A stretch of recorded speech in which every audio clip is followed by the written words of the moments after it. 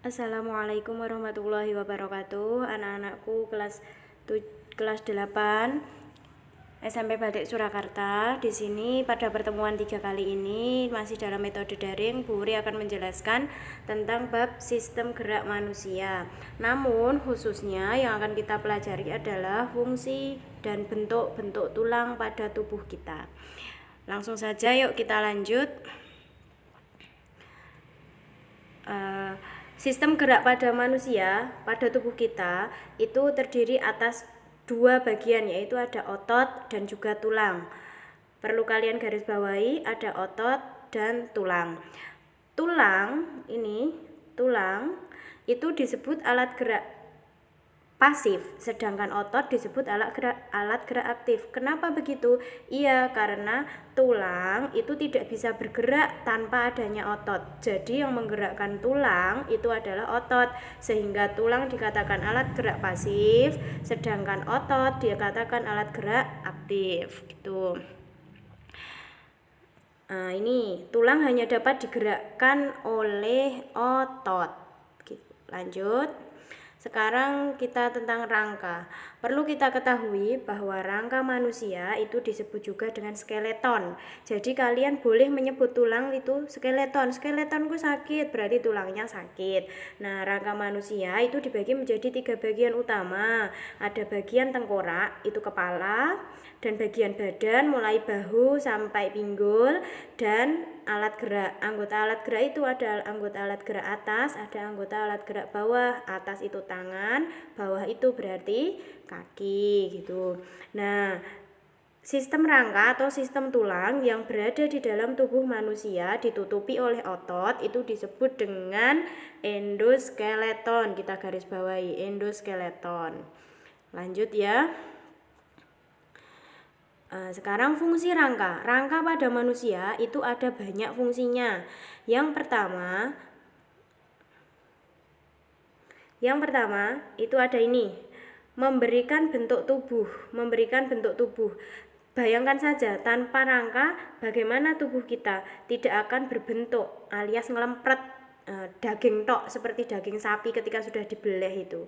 Yang kedua, fungsinya adalah menegakkan tubuh. Iya, jelas, tanpa rangka tubuh kita tidak akan berdiri tegak. Yang ketiga, melindungi organ dalam. Ya, nanti kita lihat ya, karena di dalam rangka itu ada banyak organ dalam kita. Yang ketiga tadi yang keempat sudah Bu Wuri katakan tadi sebagai alat gerak pasif. Dan yang kelima, tempat melekatnya otot. Iya, jelas, karena otot kita itu melekat pada tulang-tulang kita. Dan yang terakhir itu tempat pembentukan sel darah merah. Loh, kok bisa sel darah merah dibentuk di dalam tulang? Iya, tapi tidak semua tulang, hanya ada pada tulang pipa gitu. Lanjut ya.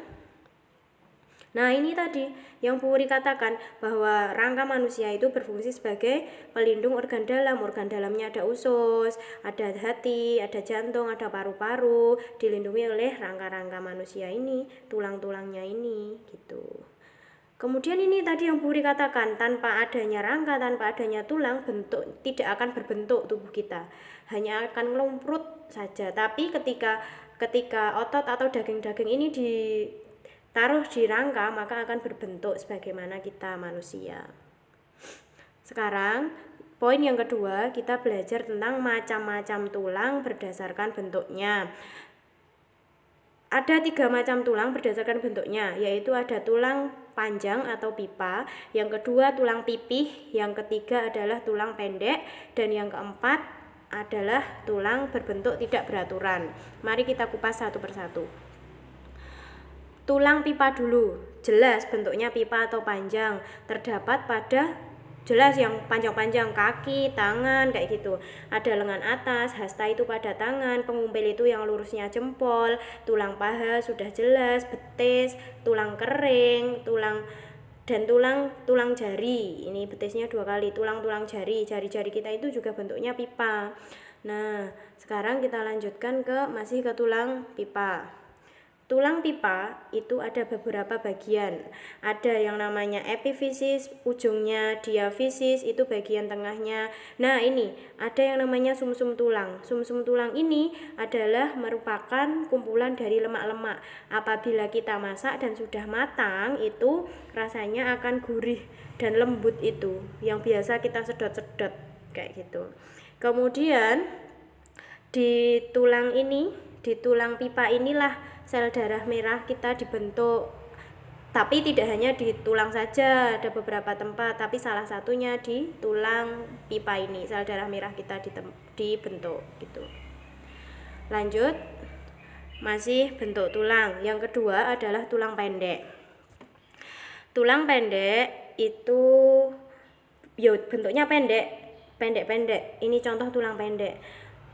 Ruas-ruas tulang belakang itu tulang pendek, pergelangan tangan, iya, pergelangan kaki, iya. Di dalamnya terdapat sumsum merah yang berfungsi sebagai tempat pembuatan sel darah merah dan sel darah putih, ini yang kita garis bawah ini. Nah, gitu. Contohnya tulang pendek ini, ruas jari, ruas pergelangan tangan, pergelangan kaki ini pendek-pendek ini. Pendek, bukan panjang, juga tidak pipih gitu. Selanjutnya pergelangan tangan juga pergelangan kaki. Lanjut, tulang pipih. Tulang pipih itu ya bentuknya pipih, tipis dan lebar. Terdapat pada ini contohnya tulang belikat bawah bahu kita. Contohnya juga ada di tempurung kepala kita. Seperti itu, ada di pipi kita. Ini pipi itu juga tulang pipih. Kita lanjutkan bentuk tulang yang ketiga, yaitu bentuk tulang tidak beraturan. Tidak beraturan contohnya adalah ruas tulang belakang. Tulang belakang kita itu bentuknya tidak beraturan.